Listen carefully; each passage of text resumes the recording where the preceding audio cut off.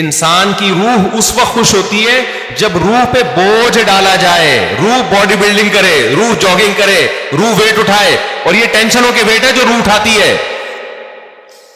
اگر یہ روح کی آپ ہر خواہش پوری کرنا شروع کر دیں گے تو جیسے باڈی کی ہر خواہش پوری کرنے سے باڈی کا بیڑا غرق، تو اسی طرح روح کی ہر خواہش پوری کرنے سے روح کا بیڑا غرق ہو جاتا ہے.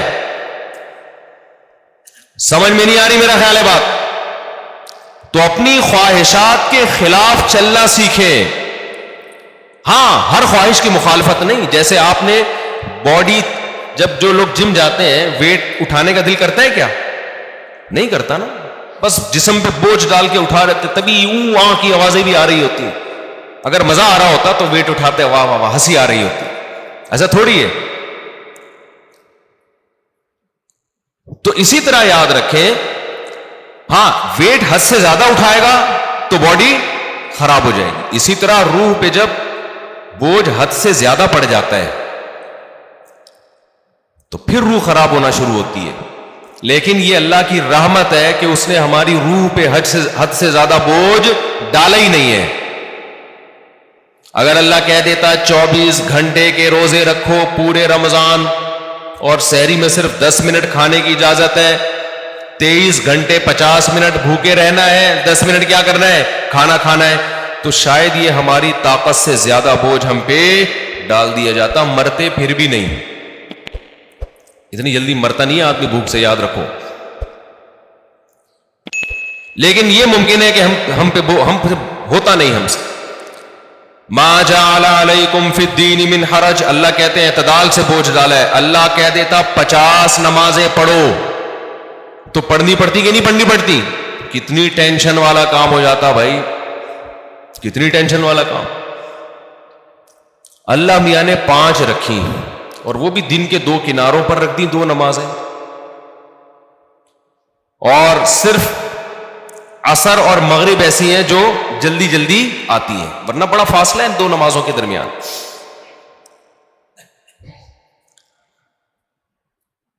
اللہ میاں نے حکم دیا نظر کی حفاظت کرو، لیکن ساتھ میں نکاح کی ترغیب بھی دے دی. تو آسان کر دیا نا. اگر یہ ہوتا کہ عیسائیوں میں پادریوں کی طرح پادریوں کو حکم تھا کہ شادی نہ کرو، جیسے انہوں نے خود بنایا ہوا تھا، ان کے مذہب کا نہیں تھا، لیکن دوسری طرف زنا پر بھی پابندی، تو ڈپریشن میں جاتے کہ نہیں جاتے؟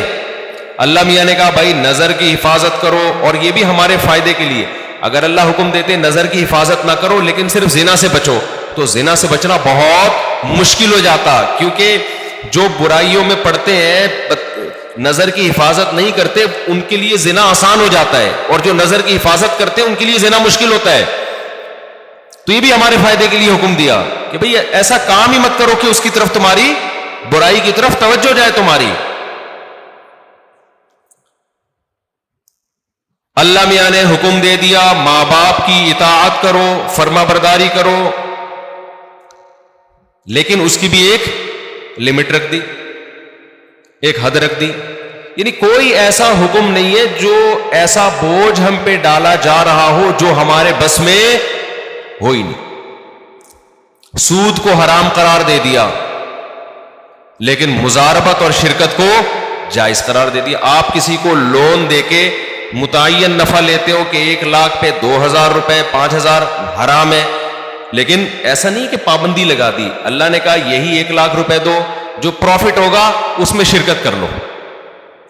سمجھ میں آ رہی ہے بات؟ جو پروفٹ ہوگا اس میں کیا کر لو بھائی، تجھے جتنا پروفٹ ہوگا اس میں اتنے فیصد میرا. اور وہ گھننا بن کے پروفٹ بتانا پڑے گا اس کو. اور جو سرمایہ دار لوگ ہیں نا وہ پروفٹ بتانا نہیں چاہتے، وہ کہتے ہیں ہم آپ کے 1 کروڑ سے جتنا بھی اٹھائیں آپ کو اتنا ملے گا بس. اسلام کہتا ہے نہیں بھائی، پیسہ اس کا لگ رہا ہے تو اس کو بتاؤ تو صحیح کتنا کما رہا ہے تو. ابے 1% بھی دو گے نا آپ. دیکھو آپ نے زید کو 1 کروڑ روپے دیے، زید کو کہا تو 1 کروڑ سے جتنا بھی کمائے گا نا بے شک مجھے 1% دے دے، لیکن پرسنٹیج ہونی چاہیے 1%. اس کا فائدہ کیا ہوگا؟ وہ 1 کروڑ پہ آپ کو 1 لاکھ دے گا نا، آپ کو فوراً پتہ چل جائے گا وہ کم بخت 99 لاکھ کما رہا ہے. سمجھ میں آ رہی ہے بات؟ سود خور یہ وہ اپنا پروفٹ بتانا نہیں چاہتا. 1% بھی دے گا نا آپ کو یہ تو پتا چل جائے گا نا جب 1% 1 لاکھ ہے تو اس کا مطلب باقی 99 کتنا ہے؟ وہ 99 لاکھ ہے. اس کا مطلب یہ گنا میرے 1 کروڑ سے 99 لاکھ کما رہا ہے اور مجھے کتنا دے رہا ہے؟ 1 لاکھ. لیکن اگر سودی نظام ہوگا, آپ نے زید کو 1 کروڑ روپے دیے, آپ نے کہا مجھے ہر مہینے 1 لاکھ دے دینا, تو کتنا کما رہا ہے, مجھے اس سے غرض نہیں ہے. وہ 1 لاکھ روپے لا کے دے گا, آپ گلے ملیں گے, شکریہ ادا کریں گے, کتنا نیک آدمی مجھے 1 لاکھ روپے دے رہا ہے, اور وہ بھی روتے ہوئے دے گا, یار کاروبار کا تو بیڑا ہی غرق ہو گیا, لیکن میں تجھ سے وعدہ کیا 1 لاکھ لے لے. آپ کا دل چاہے گا اس غریب کو 2 کروڑ اور دے دوں میں, الو بناتا رہے گا, آپ کو بے وقوف بناتا رہے گا. لیکن اگر پرسنٹیج کے حساب سے ہوگا تو آپ نے جب زید کو 1 کروڑ دیے, آپ لوگ کو سمجھ میں نہیں آ رہا, تو بزنس کہاں سے کرو گے جو تمہاری سمجھ میں اتنی باتیں نہیں آ رہی. مجھے لگ رہا ہے آپ کے چہروں سے کہ جو میں کہہ رہا ہوں اوپر سے گزر رہا ہے آپ کو. زید کو آپ نے 1 کروڑ روپے دیے, آپ نے کہا مجھے جتنا پروفٹ ہوگا اس میں 1% چاہیے. وہ 1 لاکھ روپے لے کر آیا, تو آپ سمجھ جاؤ گے یہ کم بخت کتنے کما رہا ہے؟ 99 لاکھ. اب اس کو رونے کی اجازت, وہ رونے کا بہانہ نہیں کرے, اور آپ کو اس سے مانگو گے بھی کہ جو جتنا پروفٹ ہوا ہے وہ مجھے دکھاؤ, تاکہ پتا چلے کہ یہ واقعی 1% بنتا ہے کہ نہیں بنتا ہے. تو اللہ میاں نے سود پہ پابندی لگائی, مگر تجارت کو اللہ نے حلال قرار دیا. اگر اللہ سود پہ بھی پابندی لگا دیتا, مزاربت پہ بھی, شرکت پہ بھی, تو پھر ہم حرج میں پڑ جاتے, ہم تنگی میں پڑ جاتے, ہمارے لیے کاروبار کے راستے بند ہو جاتے. لیکن اللہ نے ہمارے لیے دین میں تنگی نہیں رکھی بلکہ آسانی رکھی ہے.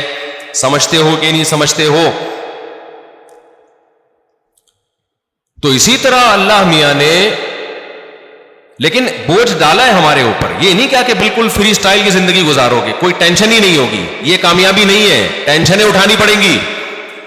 بہت ساری ٹینشنیں لگا دی اللہ میاں, اور اس ٹینشن سے فائدہ کیا ہوتا ہے کہ ہماری روح وزن اٹھاتی ہے, جس سے روح ٹینشن سے بچتی ہے, روح صحت مند ہوتی ہے, اور روح ڈپریشن اور اسٹریس کی طرف جانے سے بچ جاتی ہے. تبھی آپ کو مسلمانوں میں خودکشی کا ریشو دوسری قوموں کی نسبت کم نظر آئے گا. مسلمانوں میں ڈپریشن کے مریض دوسری قوموں کی نسبت کم نظر آئیں گے, حالانکہ ڈپریشن والے کام مسلمانوں میں بہت زیادہ ہیں. مسلمان غیر مسلم ایک ڈپریشن پالنے کے لیے تیار نہیں, مسلمان 4 ڈپریشن کی بات کرتے ہیں. آئی بات سمجھ؟ ہم مسقط میں تھے تو ہمارے بہت سے علماء اپنی اپنی فیملیوں کے ساتھ آئے تھے, بیگمات کے ساتھ آئے تھے. تو ایک مولانا صاحب نئے نئے پہنچے, تو وہ میزبان نے ان سے پوچھا مجبوری ساتھ میں ہے یا بغیر مجبوری کے آئے ہیں؟ میں نے کہا یہ کیا کہہ رہے ہیں؟ پھر پتہ چلا بیگم کو پیار سے کیا کہتے ہیں, یہ مجبوری. تو بڑا زبردست لفظ تھا ان کا, کیونکہ جب مجبوری ساتھ میں ہوتی ہے تو پھر گھر سے زیادہ دیر باہر نہیں رہ سکتے, آپ بتانا پڑتا ہے. جو بغیر مجبوری کے آیا وہ تو جہاں مرضی جائے. جب مجبوری کے ساتھ آئے ہیں تو بیگم پوچھے گی, مجبوری پوچھے گی, بھائی اتنی دیر سے کیوں آ رہے ہو, آپ کہاں گئے ہوئے تھے؟ مفتی صاحب کے ساتھ, اچھا جو لوگ اپنی مجبوریوں کے ساتھ آئے تھے نا, ان سب کی مجبوریوں کو یہ بڑی فکر تھی کہ ہمارا میاں, ہمارے جو میاں ہیں مفتی طارق مسعود کے ساتھ تو نہیں بیٹھے ہوئے کیا؟ سب کو ایسا نہ ہو یہ 2-4 مجبوریاں اور پال لیں ہمارا شوہر, ان کو یہ سب کو ڈرتا. تو مسلمان کے پاس ٹینشن کے مواقع بہت ہیں, پھر بھی ٹینشن نہیں لیتا. یہ غربت اور مہنگائی آپ تھوڑی دیر کے لیے انگریزوں کو دے دو تو خودکشی کے لیے میرے بھائی رجسٹریشن فارم کیا ہو جائیں گے, ختم ہو جائیں گے. ہمارے والے حکمران 1 ہفتے کے لیے ان کو ادھار دے دو, آپ سچی مچی کے تو نہیں لیں گے, صرف ادھار دے دو آپ ان کو کہ 1 ہفتے بعد واپس لے لیں گے. 1 ہفتے میں ایسا بیڑا غرق ہو جائے گا, کوئی کھمبا ان کا بجلی کا باقی نہیں بچا ہوگا. ان کے تو کھمبے ہوتے نہیں, انڈر گراؤنڈ ہی ہوتا ہے سب کچھ. یہ ہم ہیں, ٹھیک ہے نا.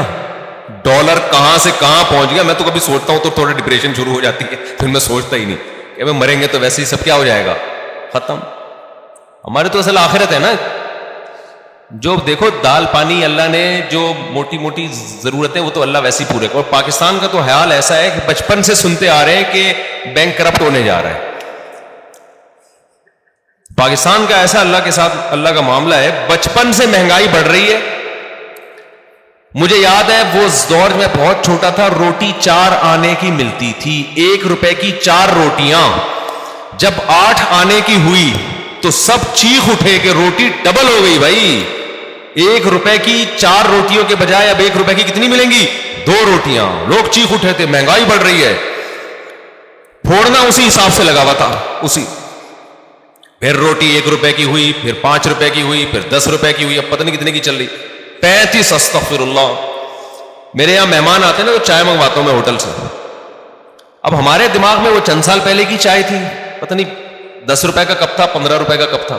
میری کھوپڑی میں وہی گھوم رہی ہے. مجھے کیا پتا اتنی اسپیڈ سے حساب خراب ہو گیا. مہمان آ رہے ہیں, لے آ یار 4 چائے لے آ, 5 چائے لے آ. اچھا وہ گارڈ جو ہے نا, وہ جو خادم بل بنا کے دیتا ہے, مجھے لگتا تھا یار یہ کچھ زیادہ ہی, پتہ نہیں خود تو نہیں اس نے اپنے کئی مہمانوں کے الگ سے کھانچے کھولے ہوئے اس نے. ایک دن میں نے کہا یار اتنے تو مہمان میرے نہیں آئے جتنے تم بل بنا رہے. اس نے کہا استاد جی 60 روپے کا کپ ہے چائے کا, 60 روپے. ابے میں نے کہا اتنے کا تو کپ نہیں آتا جس میں چائے ڈالی جا رہی ہے. تو مجھے تو خیال ہوا میں نوٹس لگا دوں کہ مہمان لوگ اپنی چائے اپنے ساتھ لے کے آئیں گے. یہ کوئی مذاق تھوڑی ہے یار, ملنے بھی ہم سے آؤ, چائے بھی کون پلائے, کام بھی تمہارا ہو, چائے ہم پلائیں. خیر اتنا بھی ایسا نہیں ہے, انشاءاللہ پلا دیں گے. لیکن یہ کہ یہ ہے تو فکر کی بات نا. لیکن نہ چائے والوں کی چائے رک رہی ہے, نہ نلی نہاری کی سیل میں کمی آ رہی ہے, نہ برگر بکنے میں کمی, نہ KFC والوں کے ہاں رش میں کمی. میں تو لوگوں پہ حیران ہوتا ہوں, لوگ بات کر رہے ہوتے ہیں نا میرے سامنے, دوست احباب بھی, یار مفتی صاحب مہنگائی نے کمر, ایسے کھجا رہے ہوتے ہیں, مہنگائی نے کمر توڑ دی یار, اتنا مہنگا ہو گیا کھانا, اب تو روٹی خریدنے کی طاقت ختم ہو گئی. پھر تھوڑی دیر چلے یار نہاری کھانے چلتے ہیں ذرا,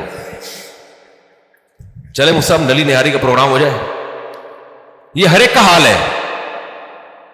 ایسا لگتا ہے کہ اتنی کرپشن اور اتنی مہنگائی کے باوجود برکت کہاں ہے؟ وہ بھی اللہ نے ہمیں ہی دی ہے. لوگوں کے چہرے کھلے ہوئے ہیں ماشاءاللہ, پیٹ بھرے ہوئے ہیں. ہوٹل کے باہر جاؤ ایسا لگتا ہے فری میں بانٹ رہا ہے, پاؤں رکھنے کی جگہ نہیں ہے. مہنگے سے مہنگے ہوٹل جاؤ وہاں بھی یہی حال ہے. میں نہیں کہہ رہا کہ جو غریب ہیں وہ ختم ہو گئے, نہ نہ, جو بیچارے سفید پوش غریب ہیں ان کے گھروں کے حالات بہت خطرناک ہیں. لیکن اللہ کا شکر ہے ان حالات میں بھی بہت سو کو اللہ بہت اچھا کھلا رہا ہے.